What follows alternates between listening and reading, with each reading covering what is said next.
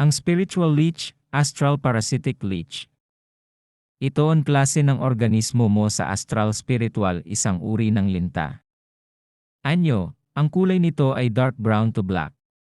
Kasing laki ng atay ng baboy o sing laki ng pusa.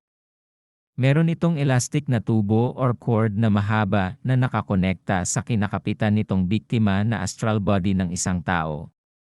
Kakayahan, nagagawa nitong sipsipin ang spiritual energy ng isang tao hanggang sa ito ay manghina.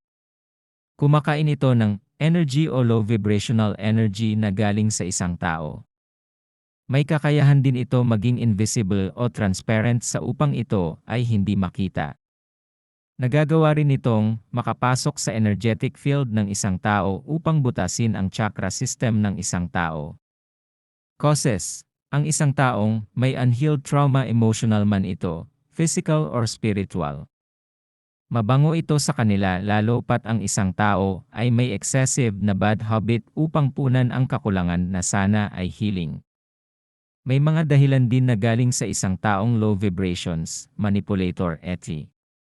Effect: ang taong may spiritual leeches ay makakaramdam ng pagkapagod o draining ng energy. Nag-crave din sa excessive bad habit. Stress, pagkaantukin kahit ito ay bagong gising, may mood swing.